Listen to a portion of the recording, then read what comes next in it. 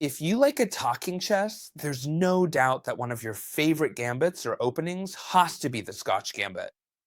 It's one of the channel's favorites that we've seen several times, and of course, one of my personal favorites. It's probably the gambit I use the most in my games with the white pieces. So in this video, I'm going to show you a variety of different tactical ways to end up successfully winning your entire game by delivering a checkmate with the specific gambit that we are looking at right here. And if you keep it in mind, you can win a lot of games, whether they're fast or even slow ones, because it's a spectacular gambit. Pay attention, because getting to this point is very simple. We play e4, the king's pawn, e5, knight to f3, attacking the e5 pawn, knight to c6, defending it. This happens in the vast majority of your games, right? And here, instead of playing the Italian or the Spanish, we go straight for d4, the only correct move against the Scotch Gambit. We've studied this many times on the channel. It's pawn takes pawn, because if not, they won't let us advance, capture, or all sorts of other things. And here, instead of recapturing, which would be the normal standard Scotch opening, we're going to play the Scotch Gambit with bishop to c4. And here we have finally reached exactly the ideal position we want, which is the typical starting position of the Scotch Gambit. In fact, I actually played a competitive tournament game just this past weekend using this very specific line, and I actually won by checkmate. So what do you think if we start with this tournament game? Let's see if you can also pull off that trick. Let's go for it. My opponent played knight to f6, one of the possible moves, right? Against the Scotch Gambit. We've seen it on the channel. I've explained to you that there are two main lines here. Both involve playing e5, attacking this knight on f6, taking advantage of the fact that we've lured away the d-pawn. You already know that this gambit gives up a pawn, but gives us a lot more initiative with our pieces. And the other option, which is the one I used in the game, was castling. I really like both, but I have a special fondness for this one because it has some super interesting lines. I noticed that my opponent was actually quite a bit older than me, and whenever I see that, I try to look for much more complex tactical lines, because usually, well, I'm just saying this based entirely on my own personal experience. It doesn't necessarily have to be that way for everyone, okay? It is just something I have observed over time. But in my experience, I see that they usually don't study as many lines. So if you're older, take advantage and play these lines too, because that way you'll surprise the younger players. All right, so what are we doing here, chess teachers? We're giving away a pawn, right?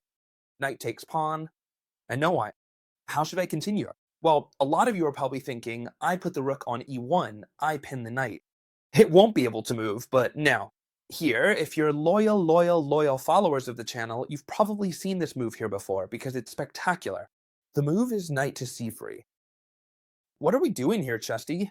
We give away two pawns, and now we're giving away a knight? Careful, I played this line in a slow game, an hour and a half for each player. Now they have two options. Capture with the pawn, right? That's the most logical since I'm giving away the knight. Or if they start to send something, and they see that capturing with the pawn must be a little trap they can capture with the knight. Now let's see what happens if they capture with the pawn. But my opponent captured with the knight, something you'll see very often when you give away a piece or something like that. If you give away a piece, sometimes they might think it's a little trick, like they did in this case. The idea is that we're simply going to recapture the knight with the pawn, so we're no longer down a piece. And now they have a lot of options. For example, if here they decide to if we can correctly capture this pawn, we'll secure a victory in this game immediately, because rook to e1 would follow, delivering a decisive check. They would probably block with the bishop, and then we could continue, for example, with knight to g5, attacking the spot. The knight couldn't come to defend because it doesn't exist, and this game would be completely won for us, very, very easily. The idea is that my opponent, very wisely, played the correct move here. d5, careful, he was well prepared, but I still ended up checkmating him anyway, so stay tuned. The bishop is attacking me. I'm gonna have to reposition it, that's obvious. Before I even think about repositioning my piece to a better square, I really want to take full advantage of the fact that I have this specific move available to me, which essentially functions as a completely free check, right? It is important to realize that you simply won't know how to continue the game effectively if you have only memorized lines without understanding the underlying principles. Let's go ahead and see what happens next. My opponent decided to castle to secure their king, and in response to that, I simply recaptured this central pawn using my knight to maintain my development and pressure. Now you'll see why. I'm bringing another piece into play. And also, the most important reason why I captured with the knight is because that way I opened the diagonal so my queen could join the attack, you see? Together with the bishops, going after the enemy king. As you can see, this position looks really good for the engines. Sorry, for us, for white. If you ask the engines, they'll tell you it's a very balanced position where black also has their chances. However, what's the problem here? That engines can defend against absolutely everything. And for a human, it's very hard to defend against everything with the black pieces here. Centralized knight, both bishops coming in, the queen as well, and the knight can jump in at any moment. Let's see how this ends. My opponent plays bishop to f6, trying to come back and defend, because look at this. This bishop can't get out anywhere, right? We would capture it. They can hardly do anything. Capturing here would fix our pawn structure. So my opponent, wisely, plays bishop to f6, trying to hold his position together. What's the problem with bishop to f6? Actually, none, but look at how we keep putting on the pressure. Bishop to a3. The good thing about having isolated pawns, which is usually a bad thing in an endgame, is that as long as there are still pieces on the board, look at how the pieces can come out wherever they want. Now this bishop, which nobody expected, comes out via a 3, attacking the rook. A rook that has to move out of the way, and now, without a second's hesitation, I bring the queen to h5. It's pretty clear that we're the ones attacking here, right? My opponent has to be on the defensive. In this case, for example, he played g6, the only move to prevent checkmate on h7. The idea is that here I made an incredible queen sacrifice. Pay attention, the queen sacrifice was this: queen takes d5. Giving up the queen completely, and when they captured it, it simply continued with rook takes rook, check. The king has only one move. My bishop came in through f8, and now bishop to h6 ended up being checkmate. Pay attention to this. You already know how we got here, right? Now they have two options, capture with the pawn or capture with the knight. Let's keep watching for a moment to see what happens if they capture with the knight, because there's something super interesting I need to tell you. When we recapture, which we should do, if they capture with the knight, we simply recapture and we're no longer down a piece. Do you remember I told you it was a complete mistake to capture here now? Because then we would be completely winning with rook to e1, knight to g5. Alright, that's not something you can do. Always keep that in mind. It's much better, for example, to play d5, cutting off the bishop's diagonal. Much better. In my game, I played rook to e1, remember? So here, I found a game where bishop to d3 was played directly, and it also had excellent results. What changed? Now, the player with the black pieces did capture this pawn here. Of course, starting to make pointless moves can also be punished in a very simple way. Let me explain it to you. We play with initiative, rook to e1, they have to block the check, for example with bishop to e7. And now, since the bishop is pinned, we can take advantage and make this knight jump. You remember what I always tell you, right? If you remember the plans, you'll be able to make your own plans during the game. In this case, I had already mentioned these knight jumps targeting the f7 square. Important, now we're not targeting the f7 square, but rather the h7 square, with both the bishop and the knight. It seems very hard to defend. g6 is a terrible move because it weakens all the dark squares, and this bishop would get in without any problem. h6 seems much more logical, kicking our knight out. Alright, whether they play h6 or not, pay attention to what we're gonna do. Knight takes on f7. An absolute bombshell. We sacrifice the knight, which they have to accept no matter what, because we're attacking both the queen and the rook. If they don't want to lose material, they have to take the knight. So here we can simply bring the queen in via f3. Pay attention, f3, not h5, f3. And now the black player is in a dilemma. They have two options. Either move the king back to g8 or e8, which would be followed by the bishop coming in, then the queen enters, and this would definitely end in checkmate. Or cover with the bishop on f6. That definitely seems like the better option. Now the king can find shelter. The bishop helps block all the threats, but here we're not going to let them get away. Now, yes, we come in along the h5 diagonal, q h5 check. Would it be possible to simply block with the pawn? No, because it's covered by the bishop and the queen, so the king has to move. Where should the king go? For example, if he goes to g8, they're lost.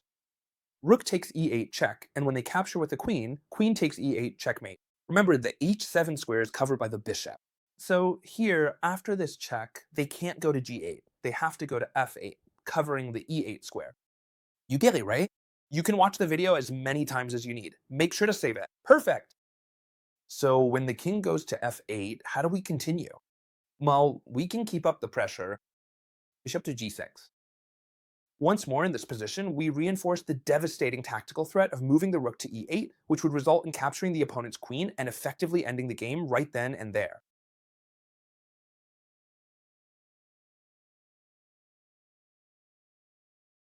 By delivering a somewhat questionable check, we can effectively capitalize on the isolated pawns and the structural weaknesses to place this bishop on a3 and pin this knight.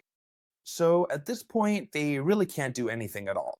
For example, if they play bishop 6, which is what happened in the game, to play c5 and cut off the bishop, the game simply ends like this. Rook takes knight, removing the defender. You can't take with the queen because of the bishop. Bishop takes rook. And now, since the bishop has moved away from the king, queen to f3 check. King to g8, queen to f7 check. Pay close attention to this because it's very important. I've mentioned it to you, but I need to show you. When they capture with the knight, now we move on to the pawn, which is the best part of all. When they capture with the knight and we capture here, I've explained to you that taking this pawn was an absolute disaster. But I need to clarify exactly why so you can see it for yourselves and apply it in your own games, because if not, you won't know how to react. Very simple. Rook to 1 gives check, so they have to block, right? Easy. And now we jump with the knight. Up to here is what I had explained to you before, without moving the pieces. But you need to pay attention to an important detail, because otherwise you won't know how to continue. We're threatening the f7 square, right? So normally they castle, and then we bring the queen to h5, threatening checkmate on h7 with the queen and knight. But we're also attacking this square with the queen, knight, and bishop. You see that this is practically unstoppable. In theory, there's only one way to stop it, and that's by removing one of the attackers. Bishop takes knight. Here, your opponent will think they've solved everything, but the real detail I wanted to show you in this line is that after bishop takes bishop, my friends, we've trapped their queen. Do you see it? This queen can't go anywhere, so we're going it. They might want to play f6, but of course that's not possible. The p-pawn is pinned by our bishop on c4. So here they might as well resign or play on a queen down. Alright, here comes the best moment of the video. What happens if when you sacrifice the knight, they actually take it? Which would be the most normal thing in the world, right, Chesterton? Careful, you'll see that they'll play both moves against you, with the knight and with the pawn. But what happens if they take with the pawn? Well, here comes my favorite part of the video. We enter a forced line, where we're gonna put so much pressure on the player with the black pieces that they'll end up wishing they hadn't taken the knight. Pay attention, first bombshell, bishop takes on f7, drawing the king toward the center of the board. It's mandatory to capture, because if, for example, they try to move the king toward the center, we would simply play bishop to d5. We have an extra pawn, we're attacking this knight, rook to e1, the king is stuck in the center. Really bad. Obviously, this would be a huge advantage for us. So what happens if they take the bishop? And I can assure you that in every game where I've done this, they've always taken the bishop, obviously. So the move we need to play next is queen to d5, attacking the king, and pay attention to this. If we want, we can already recover this knight. Do you see it? But okay, where does this king go? This king has several options. For example, e7 is a terrible move. You can see it right away, for the same reason as before, plus we capture with check. Stockfield recommends f6, but it looks really weird, doesn't it? This one here also seems super strange, because you're basically putting the king right in the lion's mouth. And the move they've always played against me is going back to its original square.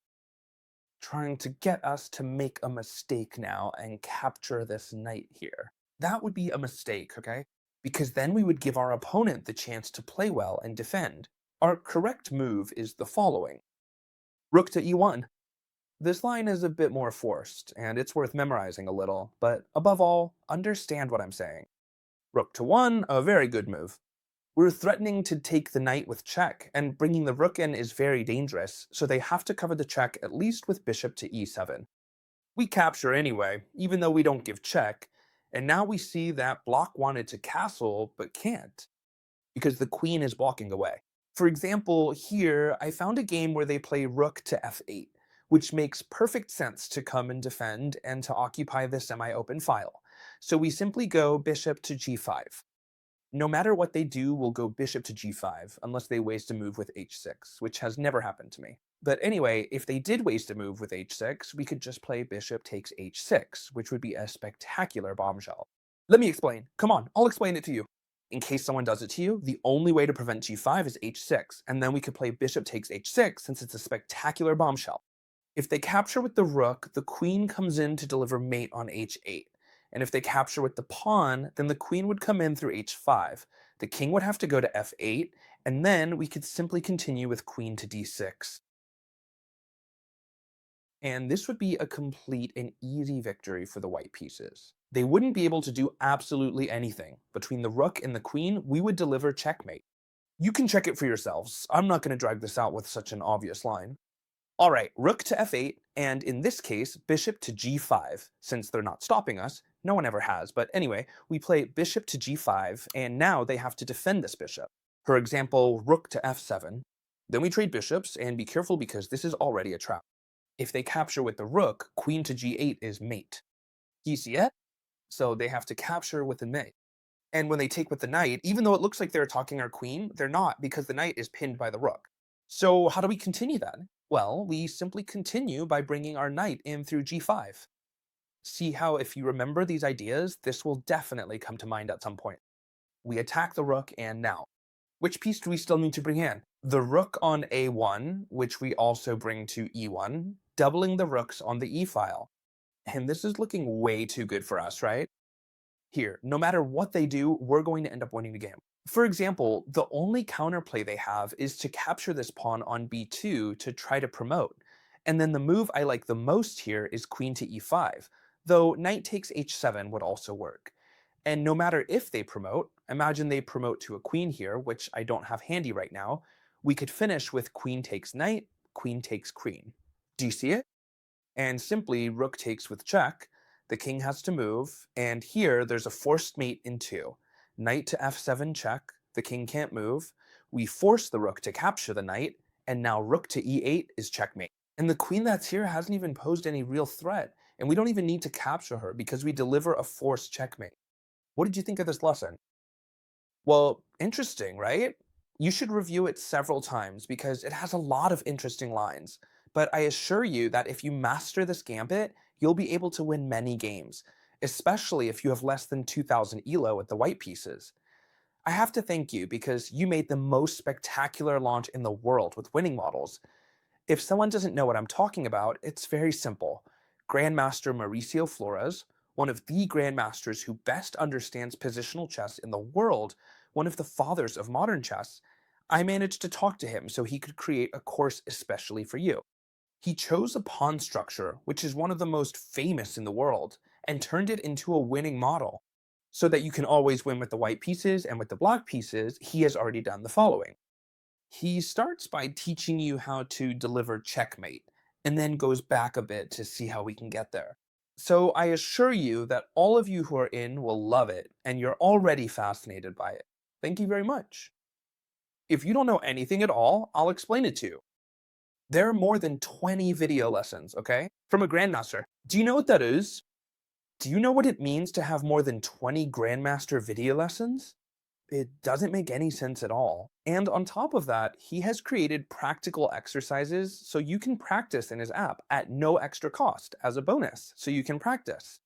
Whether you've understood it or not, I guess I'm showing you some image here on the screen because it just doesn't make any sense.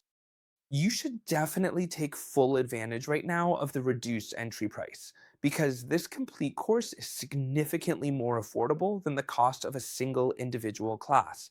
To be honest, it doesn't really make any logical sense, but obviously I feel deeply indebted to all of you, and I've talked extensively to Mauricio so that this class is heavily discounted. So take advantage of it now, because Mauricio will probably revert the enrollment fee back to its original price later on. I hope you loved this video. You already know that if you want to join Winning Models, you have to link right below in the video description. And as always, I'll see you tomorrow in the next video if you like this one, friends. Goodbye!